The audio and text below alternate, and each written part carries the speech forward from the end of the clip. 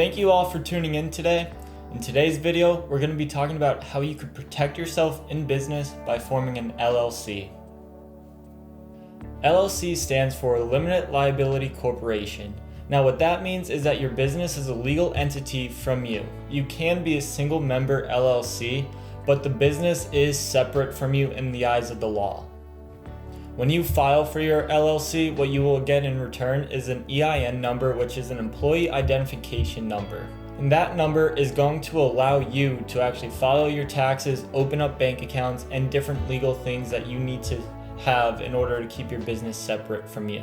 Now, before I actually get into the pros and the cons of this video, if you want to just jump right to it and try to get your application in, all you have to do is go into the description of this video and click on that link if you are a PA resident.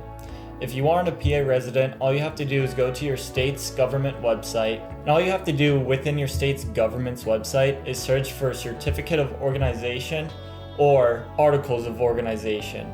Now, every state actually allows for a single member LLC, and the fees to file for them range from $100 all the way up to $800.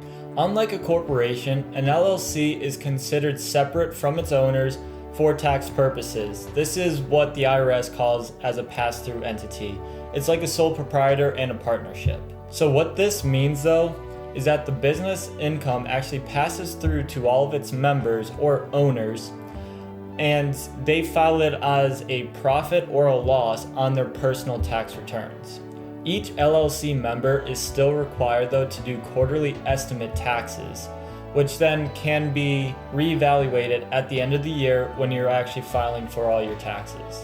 Now, the next reason of why you should be forming an LLC is because you are not legally liable for your company's debt.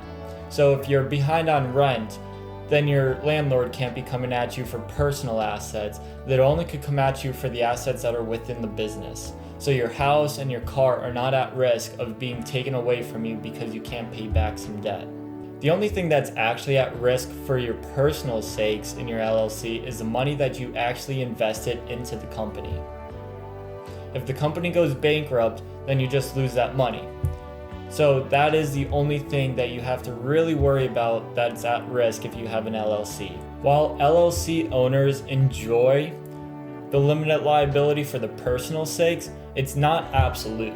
An LLC member can still be held reliable if they do any of these following: personally and directly injure somebody, personally guarantee a bank loan or business debt on which the LLC defaults, fails to deposit taxes withheld from employee wages, intentionally does something fraudulent, illegal, reckless that causes harm to the company or someone else, or treats the LLC as an extension of his or her personal affairs rather than as a separate legal entity.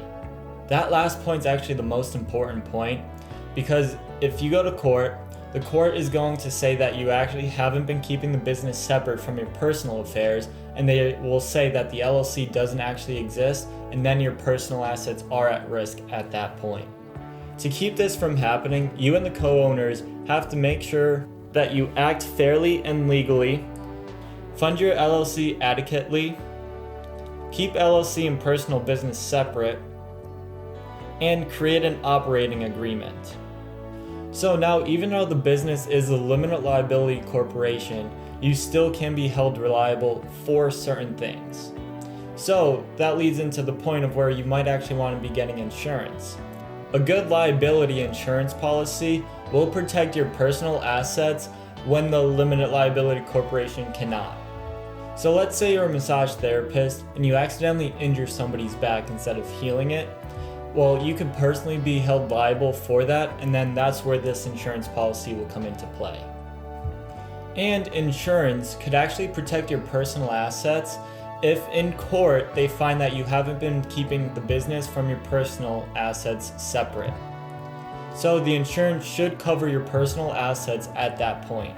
And in addition to keeping your personal assets secured, with that insurance policy, it can also keep your LLC's assets secured as well.